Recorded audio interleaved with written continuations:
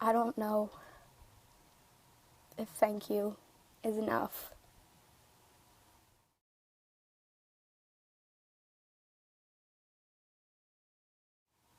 I want to say a very special thank you to Kellen Quinn from Sleeping with Sirens and Vic Fuentes from Pierce the Veil.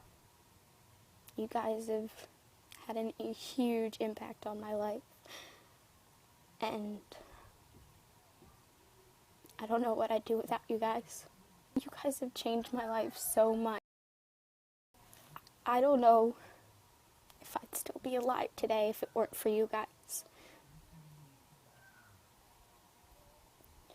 But when I listen to your music, it takes me away from it all. So I don't have to listen to those people. And it kind of just like changed my life.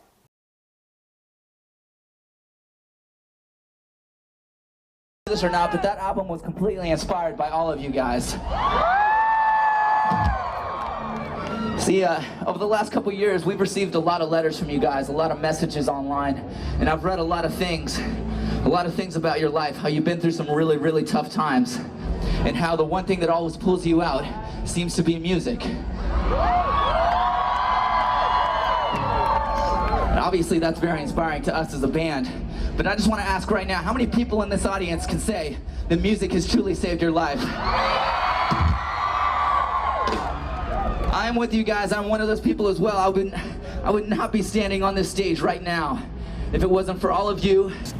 Struggled since I was probably like 10 or 11. Like, I don't know, I had like a real big struggle with like depression, anxiety, and I don't know, man. I just never felt like I fit in. Absolutely. It's wild. I mean, that was me, you know. I was that kid that needed a song to be able to express myself. I needed music to figure out what it was that I was feeling, to learn about myself.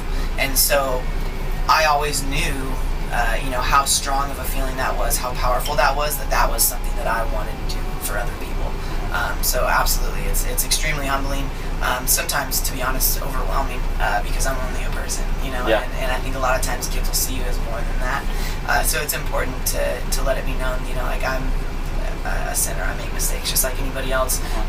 But if there's anything that I can help with, that's what I'm here for. Yeah. Actually, on Warped Tour, I met a kid who came up to me and he told me, you know, my sister was your biggest fan. You took a picture with her like last year at some show in Dallas, and she really loved you, and she couldn't be here today because she committed suicide a couple months ago. And it hit me pretty hard, and his dad was there, and I just remember that moment in time, like my heart sank, you know, and I thought how crazy it was that, you know, I couldn't be there to like change the fact that she did it, but apparently, you know, according to her dad and brother, like exact words from their mouth where we would have lost her a long time ago if it wasn't for your music. So I just remember going back to my bus and like mellowing out for a minute and being like so depressed over it. And craziest thing, like we had a tattoo artist in our bus that day, so like I immediately got this tattoo, and it's not that awesome, but we just drew it on like some little hearts with a Sharpie, and we just put it on there just so, you know, the way I felt that moment in time. Like I just want to be sure that, you know, every time I look at this tattoo I can feel that way and remember, you know, why I do what I do or why I play music. Yeah, you look like you're healing up, alright? I like that. Don't ever do it again, okay?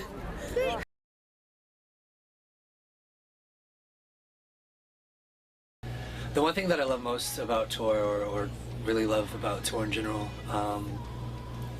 is definitely meeting the fans, the family. Whether it be waiting outside after we play, or doing the signings.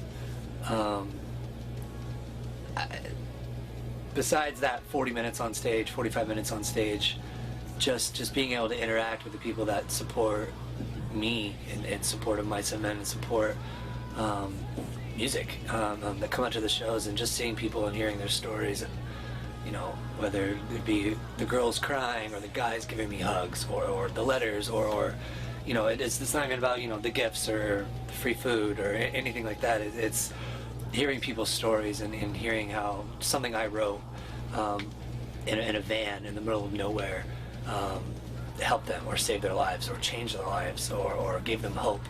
And that to me is there's no greater of a reward, there's no greater of a...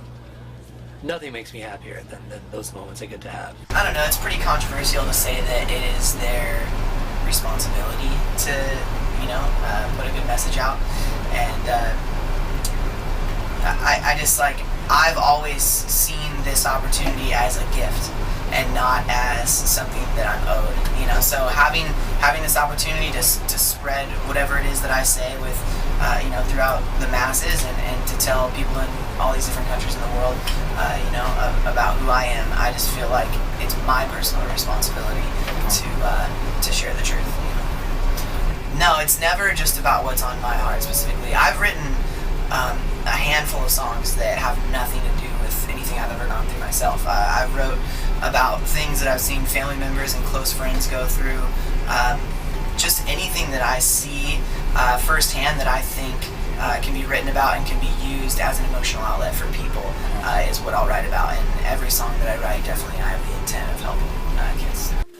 So I meet a lot of fans on tour who, you know, come from broken homes and come from, you know, crazy past lives. You know, I meet a lot of fans too that have cuts and scars on their arms or on their legs, and it breaks my heart, you know.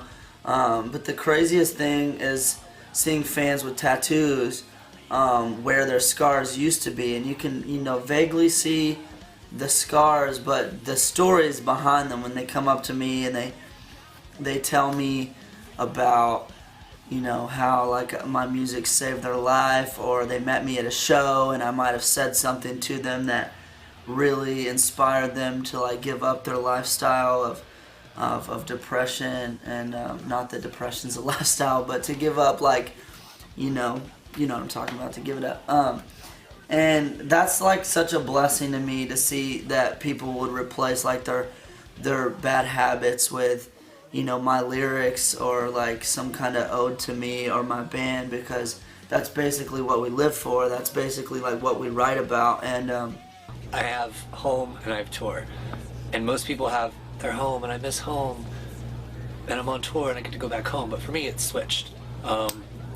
When I'm on tour, I'm home. When I'm on my bus, when I'm with my crew, we have the same crew every tour, I'm home. And that's my lifestyle. When I'm not on tour, which we've been on tour for I think six months straight, we've had 3 weeks off, 4 weeks off, and that feels weird to me. It feels like vacation. My number one thing I think I can say is for one, it gets better. It really can get better, as little as people think it can. Trust me, it gets way better.